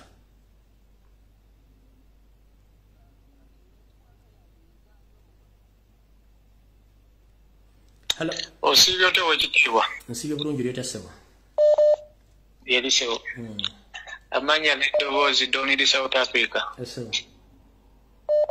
Esebo ensonga gy'oyogeddeko ey'obwo obuvandimwe ku Home Affairs naffe twabuyinako wano South Africa. Bagambe mwe balowooza byenjogera sibimanyi. Twakayinanga kakazi nga Kanyarwanda ng'era olugira tomanyi Luzungu nga katawanya nnyo abantu nga keeteeka ku mwanjo. Era olugira nti jangu mpulira ensonga zo nze nja kutakutira mu Luzungu nkukolere ku nkootaanyi ku asylum. Era okukakana bangi abaalugwamu. Esebo. Era mbadde njagadde okuyisaawo akalowooza ako okwongera okuggumiza ku nsonga yo. Abavandimwe bangi we bali buli wamu naffe mwerabirako maaso ku maaso. Nze gwange bukoze abantu banannenyeza bweneze mbabuulidde kasana okonfirm nze toyanzanya sebo. Ale so. Hello. Kulamusiza teacher. Wange bende sebo gye baleka sebo. Kale sebo. Ku nsonga ya Sseruka Maisha Ssebajja Okoota Museveni kyakoze ku baganda baffe abali abawangaire South Africa. Tekitulaga bulazi nti tuli safe. Bulazi nti bannayuganda ffenna abawangaire South Africa tuli safe. N'olwekyo tulina njala abakulira NUC chapter South Africa tukole petition tulitwalire UN wano South Africa ne Home Affairs ye South Africa. Bwe kibasoboka tusabe batutwale tugende mu nsi gye tulirawo nga tuli safe. Ekintu ekyo ekyayogeddwa Sseruka Maisha Ssebajja Okoota Museveni ekyo ekintu tumanya abantu ba wano tumamanya entegeera. Otuya muganda wange kintu kya bulabe nnyo nga bw'otuya muganda wange. Kintu kya bulabe nnyo nga kale sebo toyanzanya sebo.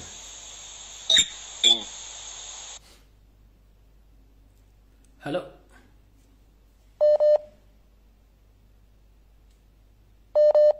Bwe mba nkukutte notakwata simu omuganda nge mba nkuleka abantu bangi abaagala okuwulira okuyisa amaloboozi. Hello. Yes sir. Teacher Jebale. Kale sebo nawe Jebale. Jebaleko. Nze nsinzidde wano Botswana. Yes sir. Akati nze manye nange neewaayo okukola omulimu gw'obwannakyewa munnaaye. Sina kyamaanyi kyenyinza kukolera. Yes sir.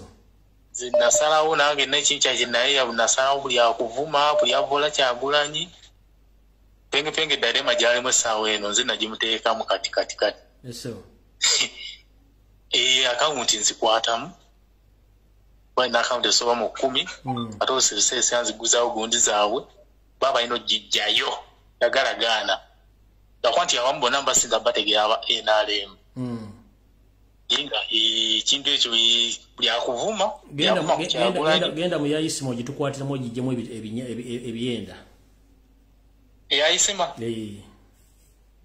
kade kakyali kyangako niye galeka tukyala bakyali baffe. Penge kati kyalimu ekyo kyennyini saawe waliwo n'abalala balinganga bana watya mudala bagitwala nti waliwo nnanyiriyo n'ekirala kyembalinyala okwongerezaako ekirala kinayogerako ekyagundi eky'abaana b'e Makerere abaana baba waliteeke nga tebateekeddwa kufuna liteeke simply because balekyala bagala okutuukiza their interests. Okay. Oba okifunye nkifunye bagala okutuukiza their interests. Abaana ababa oluusi ebiseera esinga nga tebateekeddwa kufuna liteeki. Nijja siye namuforcinga n'akikola n'akidesigninga nga ye to fulfill their desires. Kale beera bulungi. Hello. Ichaje baleko se. Kale nawe je baleko. Simanye mperezayo. Amina itambwa ngalo gamujjawo. Oba itambwa ngalo mayigawa kabako buto yanguwa. Neti chalumbuyo tukubye omuggo munene ennaku 30 nyingi. Oba omala lunaku lumu nga tokoze live mu 7 nice ebintu mutwalo. N'ennaku 30 wabula otukubye omuggo munene. Nete tulina kyakikolera kama waffe. Mugamba bagamba atagizenza tamanya bweruma kati munne gwe ngejo tamayimbera je ni mugwajja gama nti nkoze ensobyo genda nemba n'okumula munange. Negwe watumanyiza then n'ekyokulala Mr President Kyagulanyi Ssentamu taata tuyambe security alert gye bakuwa giwulirize tetulina kyakola otukubye omutima buli bakera ku matane bakuwa information n'obanga otagiwulidde olaganga nti oba bye bakugamba bifu ne ate ekinatuukawo Abannayuganda ogenda kuba otulese mu bbanga tubadde tukusaba busabye owulirize information eyo. Kale munange Tichawe bale kuweereza kama kutukumire mu luwumula lwogenda. Kale nyama. Hello. Sebo nyama.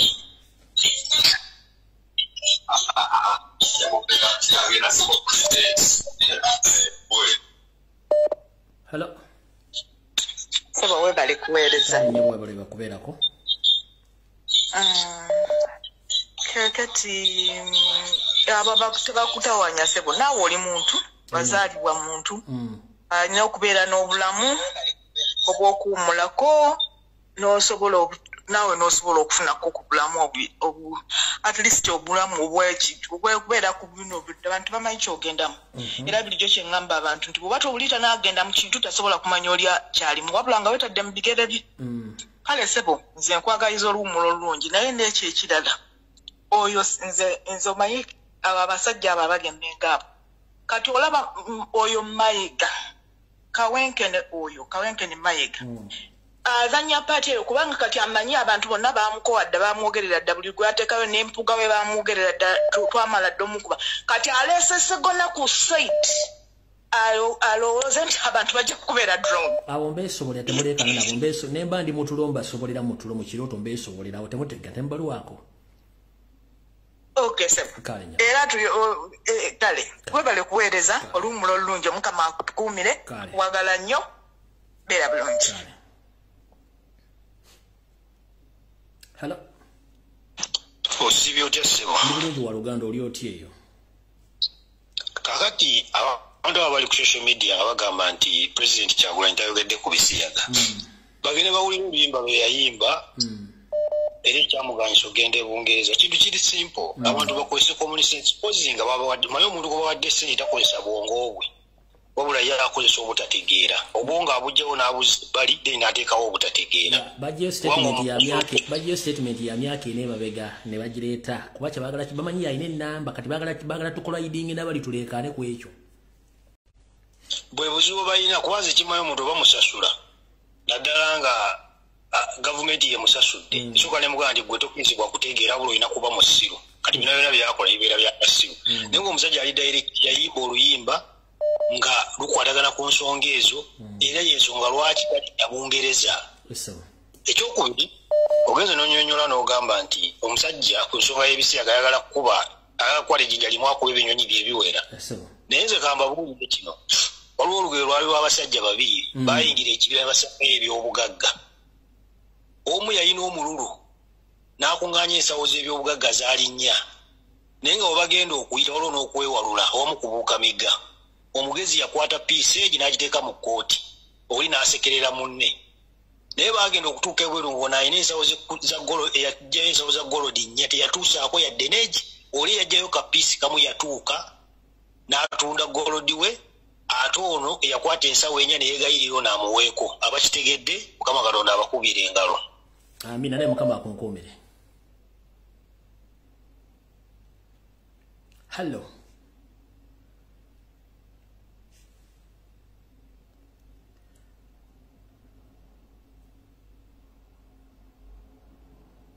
Hello.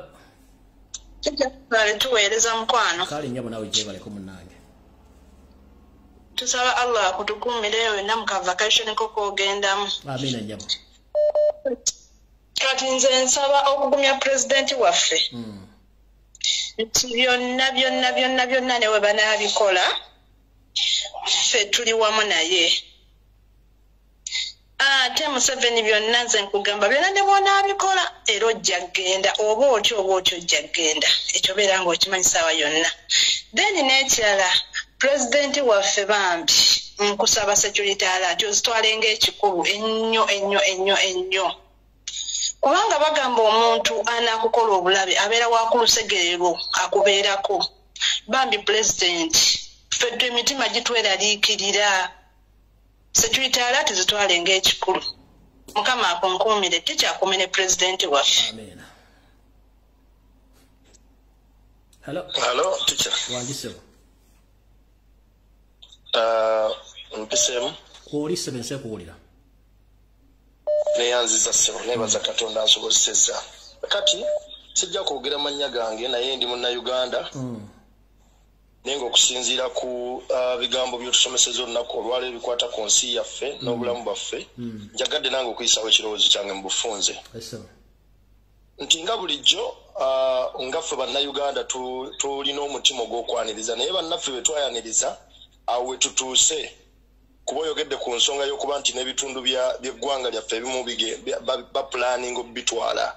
Naye nze njagala kwogera ne Bannayuganda mwenna gye muli abali mu ggwanga Uganda n'abali e Bunaayira nti awo we tutuuse kiri gye tuli okusobola okulaba oba ddala kituufu tuli Bannayuganda oba tetuli Bannayuganda mu nsonga zino wammanga nti bw'onyaniriza omuntu yenna mu nnyumba yo n'atuuka olunaku n'agamba nti kino ekisenge nkyagala oba n'owulira mu nga nti ebisenge bisatu agenda bisalako bitwala kiri gy'oli okukwata omuntu oyo gwe wayingiza mu nnyumba yo gwe mwennyini okumusayira amagezi okufuluma mu ngeri yonna. So Bannayuganda yonna gye muli abali mu ggwanga Uganda n'abali mu mawanga ag'ebunaayira nze guno mulanga gwe mbakubira batica omulimu bagukoze n'abalala bonna okusobola okulaba nga batutangaza Katonda asobodde okubawa obulamu okusobola okulaba batukubira tooki olwaleero TV ze waffe broadcasting zonna zaafa naye guno gwe mukisa gwokka gwe twasigaza okusobola okulaba nga tufuna information etuyamba okulaba nti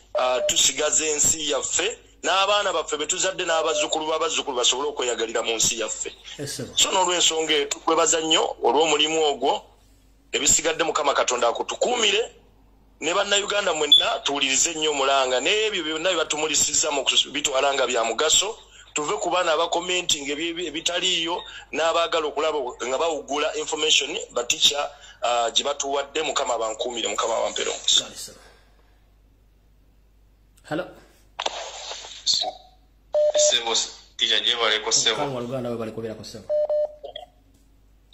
Kale sebo. Kakati sebo ensonga gye njagala okwogerako muganda wange gye ndabye ezeeyoleka ewa Kagame ne wa Museveni. Ng'ojokonyekera mu programu ey'olunaku olwaleero. Abasajja bano basinga basiriwaza Africa bagenda mu nsi zaabwe ne batemula abantu ne bakola buli kikolwa ekyekko mu nsi zaabwe. Bwe badda ku media ne batandika okwogera nga bakolokota abazungu okusiga ekifaananyi mbunno bo tebakolera abazungu era bo bakola ki baagala Africa.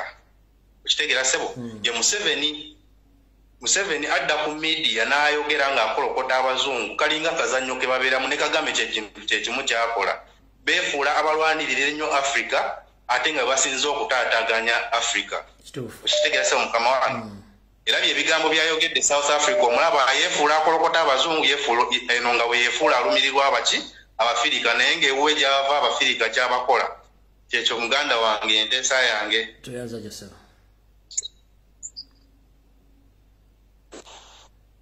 Hello. Hello sebo. Sebo. Nkulamusiza sebo. Nange bwete waluganda oli otya? bulungi sebo no mulimo gwokola tuyanze egesebo anze kyembadde njagala kukatirizaako wagamba abasajja bave mu kedi z'abasajja ne bagaana kati olunaku lwaleero mu kikuubo wali ekizimbe bakiyita Vienna omugaga yalagidde okusasula miliyoni 10 ogule goodwill ku mpaka odemo sasula emyezi 3 eziddako mu maaso era amaduuka gonna okuva mu makya bagataddeko siiru bagalidde maali z'abantu bonna bali mu kukaaba akusaba sente nenge n'edduuka liggadde kati mu kuyingira tebagula goodwill kati goodwill ayagala bagigule lwa mpaka kyekiri mu kikuubo kati kale sebo toyanziza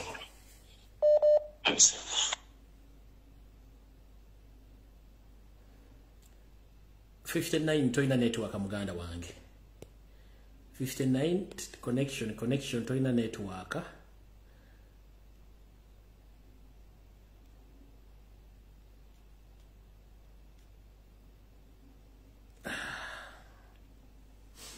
mpozi nekirala nga abakubi tebannajja buli munna Kampala ina wooli njala kutegeeza nti panda gali agenda maaso ow'ekimpatiira ku street ze Kampala bali mu kwata bana Uganda bonna abali aida disorder nga abajjako ensimbi babatwala batera ku CPS ne ku police zisigadde alina sente ya fuluma atalina sente tofuluma so bana Kampala wonna mu kitege nti aida disorder yazeemu police enoonya nsimbi zijiyimirizawo n'abakozi baayo bakwata buli kiramu kyonna mu Kampala n'okwetoola ebibuga ebikotole bakwata aida disorder ne batwala ku screening alina sente ya fuluma atalina sente tofuluma.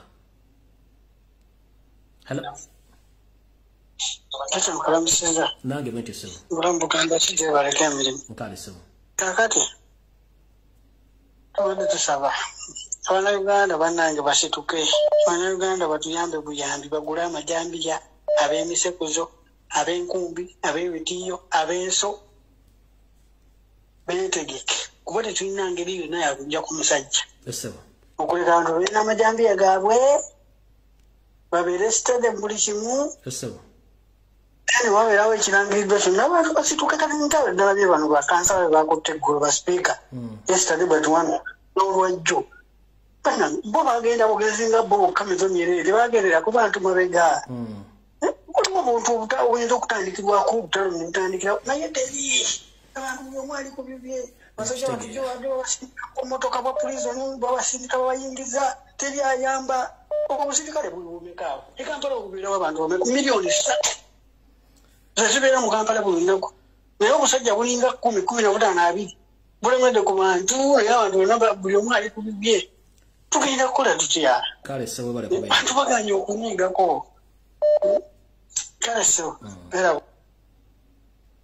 Hello.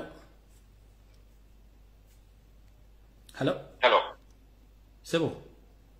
Yogane teacher. Yenyini aliko goli ko sebo. Oyo jasso. Ndi bulungi wa Luganda oli oteyo. Jendi sewo. Kusokera ddala nsoka kwebaza omulimu gwo.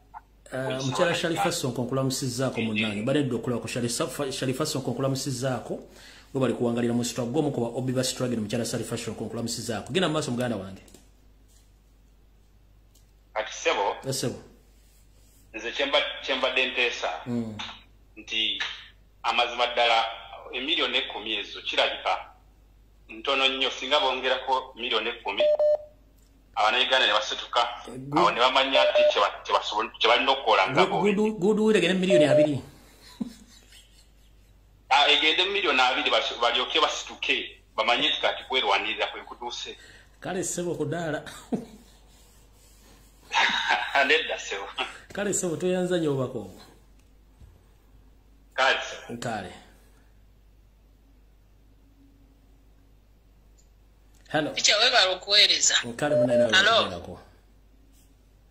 Munaye wewe alutuweza tukwagala nnyo ticho lwemperezayo kakati. Enyabo. Ngenda kwogera ku security alert gyotadde kujowereza mu president waffe.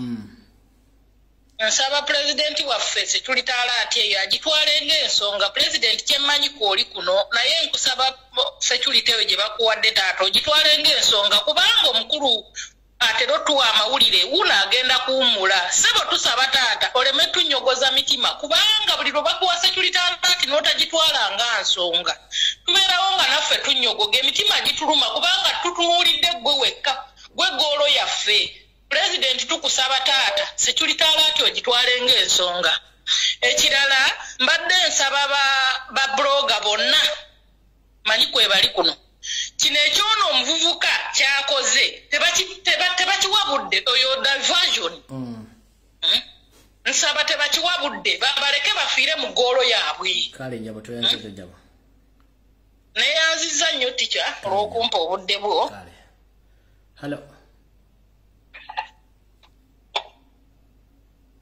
hello Peter wanji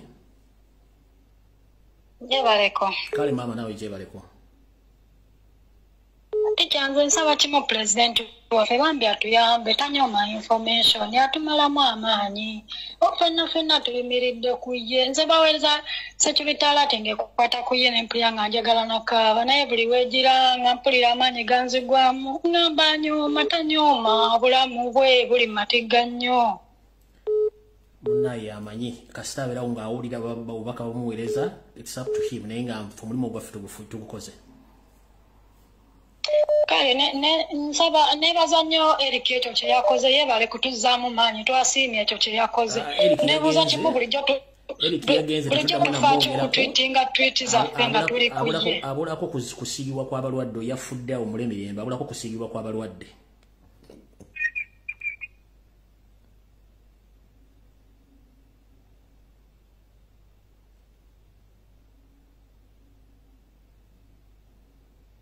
hello Hello mkwano nsanyusa okuwuliriza nange bwento nyabo gyebaleko munnange kale mukwano weebale kuweereza tukwagaliza birungi byokka mukama akutukuumire amiina nyabo mbadde njagala kwogera ku nsonga y'ebisiyaga bino maama ebisiyaga ebitambula mu ggwanga empanka zino bwe tuzogerako tuba tuziwa promotion mukwano twogere ku nsonga ezizimba eggwanga tukiveeko tokubira sitani kalango kati katwogere ku bantu be bajjamu amagi abakyala most yogenda maaso sabula tugende ne abasawo bangi abakola mu malwaliro ga gavumenti nga tebali qualified nina omuntu wange yagenda okumunaaza munda n'agenda nga bamugambye alina ebizimba simanya biri mu triangle babeere nga babinaazaamu n'okumusobozesa okuzaala Allah yatugerera muganda waffe oyo teyadda ngulu bakunaaza munda ne bamukola buli kye baagala finally bakomekereza bamuste ate ne bakweka n'omulambo gwe bagenda okugutuwa nga wayiseewo wiiki nnamba olwo balyoka batugamba nti ddwaliro lyali lya Gombe Hospital ebutambala yes sir kale tweyanza nnyo message etuuse tweyanze getaata kale hello bambi gwoliko naye toyogera maama kiki simu abayayi bagitutte kiki buli halo esi musomesa wangi sebo sebo webale kuweereza sebo kale sebo nabale kubeerako munaye tusimanyi empeerezaayo amina sebo ani ono sebo oyogerako asiga amanya kankweke engeri gindi South Africa sebo mbanyi akogerako ku state visit yakizepa omunyarwanda Sserwajja Okwota yabadde agezera ba mukazi we ogambye ki kino nkyogera nga ndi mu intelligence ya South Africa Ramaphosa asiyaga Museveni balina hotelo gye babaddemu era oba yagala obujulizi ngenda kukuweereza akatambi basuze mu hoteli emu obujulizi mbulina sebo obujulizi bumpeereze sebo ngenda kusindika ka video kiri kyadde kyagenze Museveni kyadde kigenze kisiyaga South Africa sebo yebale kuweereza kakwagaliza vacation enungi kama akunkuumire sebo hello sebo jake simu yo ba TV jake simu yo ba TV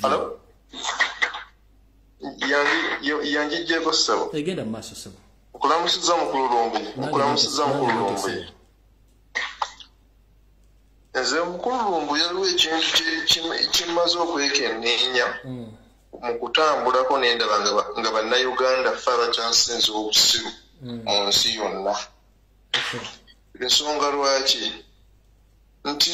nti Museveni nga ye omuntu nja munenya kitono yefe abamuyambako okutubonyaabonya tulinga nga ffe abeeteeka mu mbeera embi nti kuba kansoka nkuwa ekyokulabirako ab'amagye tugenda abantu ne beekalakasa ku kkubo ow'amagye akuba kibuuku ng'alinganga afuna omusaala emiliyoni 10 okitegere kyokka naye ng'embeera ye mbi okiwulira n'akwata omuntu n'akuba bw'otunula baminisita balinganga abalina ensinza ezaabwe nga basobola okukolawo kye bakola akasijja ne bakola ki ne bakajjako kwegamba nga ye Museveni omuntu omu talina buyinza nnyo gye tuli naye ffe bannayuganda ffe abeefuna nti tumanyi ate nga tetumanyi okiwulira ekintu ekyo ffe nenfunika nga bannayuganda twefuna nti tumanyi mukama wange sooka olindeko katono nyongera kujjako waliwo information ezze wano okwongerezako eri gyenjogeddeko alright wano waliwo gwenjagala obbalaga omwami ono gwe baleese Kaddu ate mu 2016 mu nsonga za Kayihura yaliko era wuno wano wulira kasooke mbalage Kaddu ate mu 2016 and act as a complainant. The case with Saga, the police, brutality. The lawyers were behind it, they just forced into it. But what I just want you to assure you is that Uyo Kaddu mu 2016 behind it, there's something going on behind it.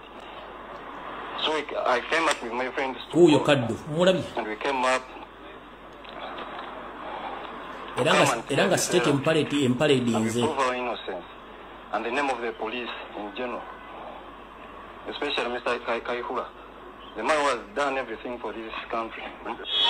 Fano Kaddu agamba nti yabaddako okutusibako obuvune era ye Kaddu NUP era drone yaayo bagamba Kaddu miliyoni zino 5 soko ziteeke waka netugenda kuwa miliyoni emirala atano twatu kujja ku stage w'okulira tukutwale tweminde tugenda okukola tulaye gavumenti tugirabise eraza ne before nga bakutumye ku stage yo olina okumala ennaku nga mmeka nga 3 oba 4 bano bakansa be twalonda balala banuupu abatali kugenda ku social media bamanyi bo bagezi nnyo social media bagezi nnyo kati kuba enkola kali yakulabisa wemanya nti Kaddu omanyikiddwa yakolebwa kibiina kya NUP lwaki gavumenti yandiyagadde okukwata mwesigo labano kulayije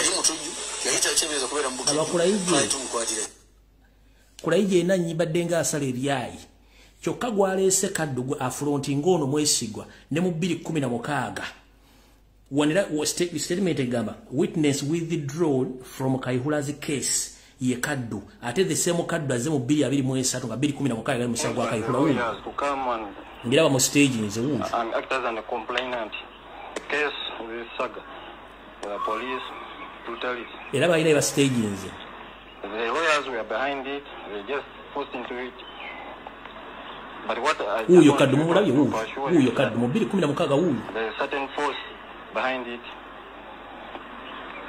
There's something going on behind it. So I came up with my friends to go omulaba Kaddu uyo and we came up to come and clear this error and we prove our innocence and the name of the police in general, especially Mr. Kayihura.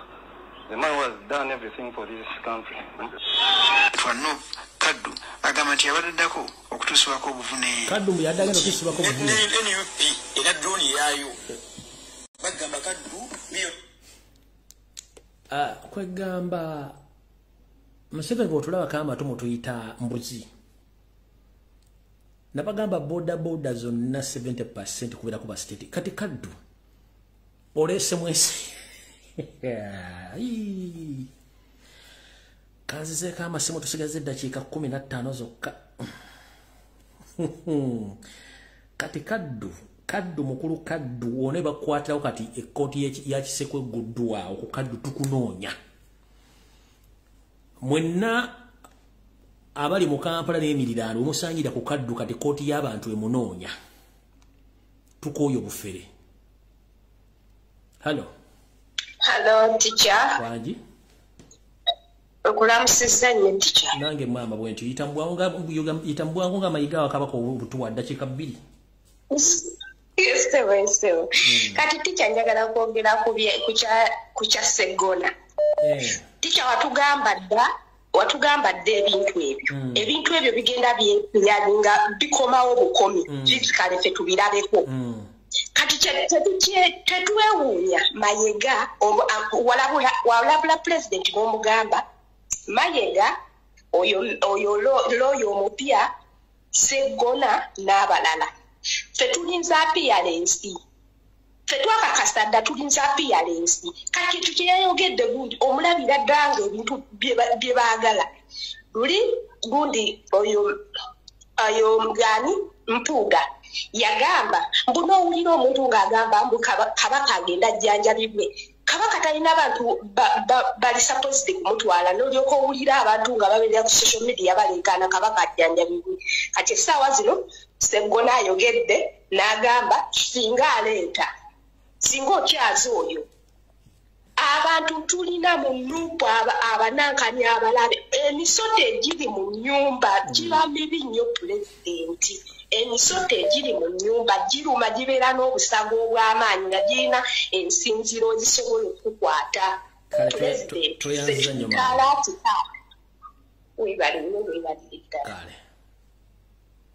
Hello. Sebo. Comrade. Okusooka nkutumiddeko nnyo. Je baleko. Kale sebo nayo balikubeera. Kale muganda wange disclaimer. Nze wano teri ansasulidde 5 ate ni above 18 years netegerera. Ekyokubiri wano sikubanja nze sina kyenkubanja sina kyembanja Kyagulanyi n'abo abalowooza nga ye sibabanja okujjako mbanja abaana Uganda nange kakwendi buli omu nkubanja okola kyokola olunaku lwonna buli kiro maca okujjako Museveni. Information yonna gy'ofuna toginyooma, ekintu kyonna kyokola toginyooma.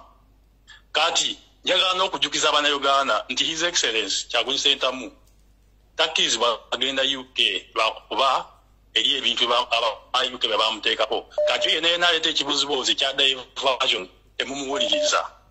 Example sembayo ddala.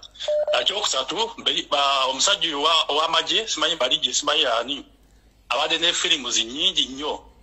Firimu ez'ebibombomu, firimu eza Arua.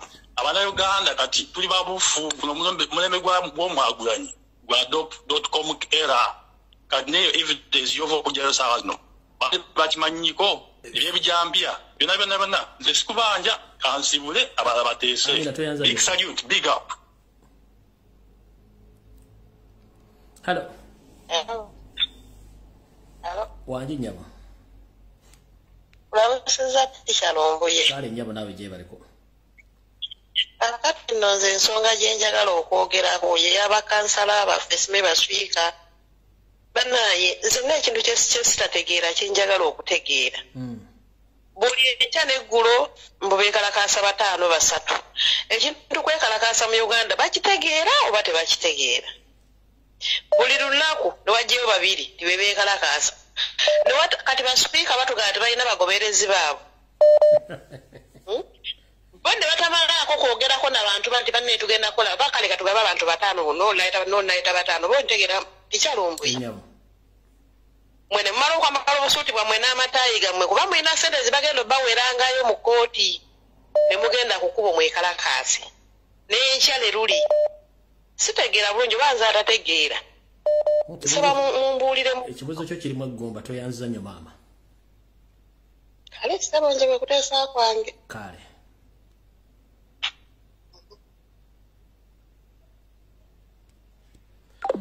Phyllis Kulaije ngendo okuva ku video eno nga video yoyo jotali nabayayo mujijjeyo ku mutimbagano nga mwetondedde eggwanga ne kaddu ono maguja ya Aneti eno gye bayita bugumu omuntu akuba ku direct call omala biseera byo. Phyllis Kulaije, Eric Mwesigwa ne Kaddu Joseph mujje mangu video n'obujulizi omutaddewo ku mukutu kubanga oyo Kaddu yomu ku bambega ba state abazze bakola since 2016. Kulaije omonyi baliranga ngomu byatunda mu Kalega wenna oli awo oli wakalo bamusangu musajja omukulu olukulunye ntumu ya Kasasiro okyali mbobali w'emyaka 1978 ebintu bya kisiru twetaaga omuntu agenda okuleeta ensonga ng'abantu bagenda zitegera tukoye ebintu bya mu by'ekiyaayo. Kulaije nga bwakoze ebintu by'ekiyaayo byo era weekume n'olubuto lwo ogenda oggyeyo obujulizi bumutadde muntu bw'ekisiru. Halo. Halo musomesa webale tuweereza. Kale nyabo nawe bale kubeerako. Kale. Mbadde nkubye wa kirowoozo kyange oyo omukyala avuddeko abadde anenya abagenda okwekalakaasa. Munna okwekalakaasa ne bo babeera babiri kantu katono nnyo akatandika okwekalakaasa.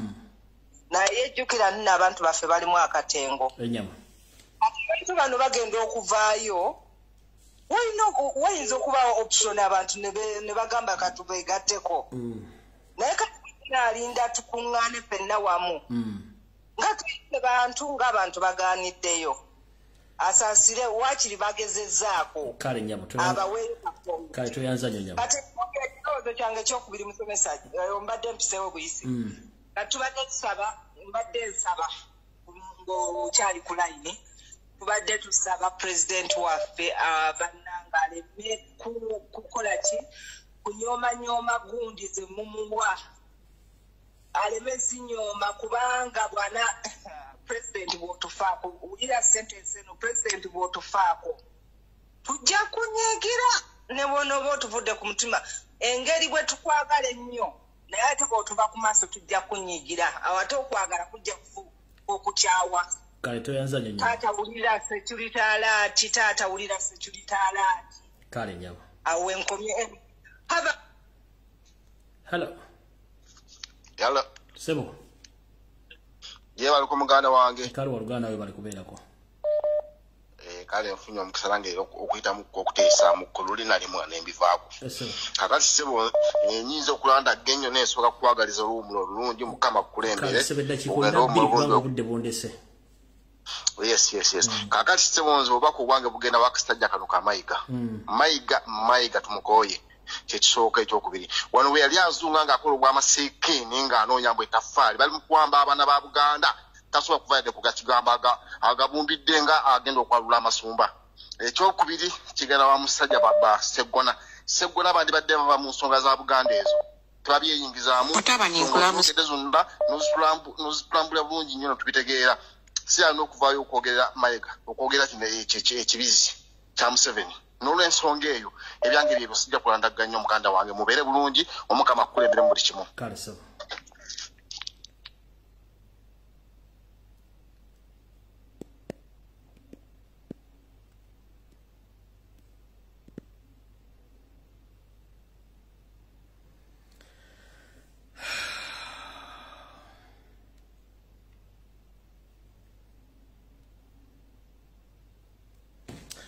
Bannange olw'ofunda lw'obudde ndowooza munzikirize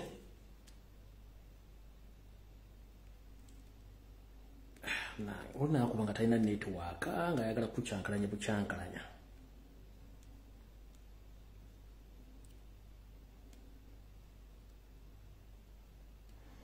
Direct call speaking wa direct call kina kibagamba dda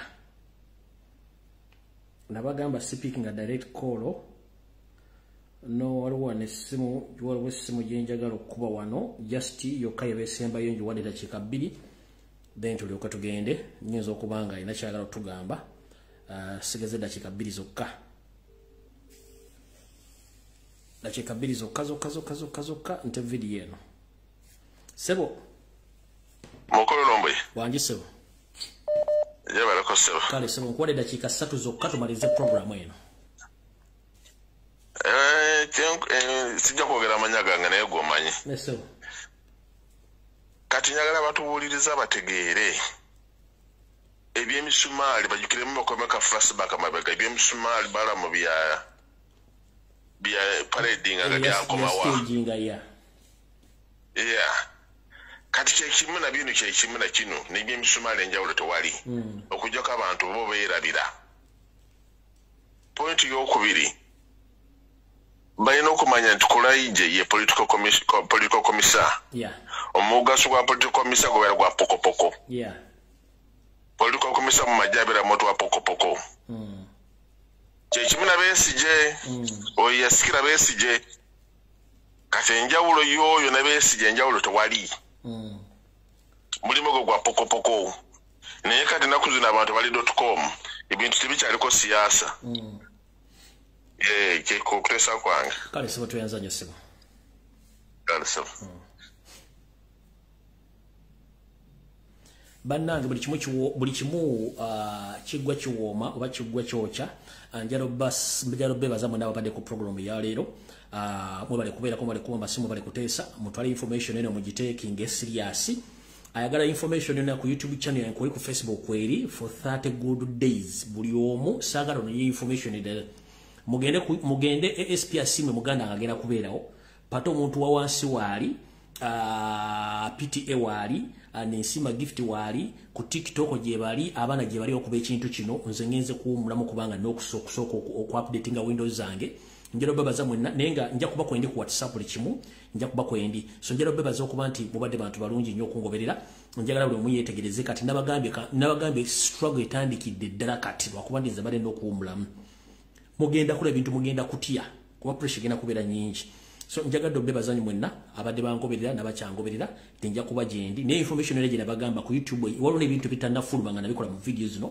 bigenda kubeerayo so omuntu yena ayagala information ojja gisangayo ku YouTube mu video zonna zenzize enkola gye tennafuluma n'endala so video yono omwami ngenda gitera ku Facebook eyamwesigwa Phyllis Kulaije nga nina bugisimu fungize jjayo video gyokoze olwala nabayayi bannammwe kuba ngenda postinga video ng'obujulizi ate manye sasa nirode ku social media mujja kyemanya Felix Kulaije ojja kyemanya n'obuyayi omwe eno.com era abantu balina information oba tomanyi bijja kufulumira 2016 omusajja gumuleese eri mu 2016 kale bane mukama bakumira takumira ampera buli agala information ginoonye mukama bankumire nkoze decision mwenze bwe nkola decision siri ya bintu byange bwafulumiza ekigambo nkigumirako kantekinge Saturdays off media ne buli kimu nja kubankiraba mukama bakumira takumira ampera tujja kusinkana olunaku lwonna abankumire mbagala nnyo. Yo, this is Bobby Wine straight from Uganda. Ewape Uganda. Big up that YouTube channel. Subscribe.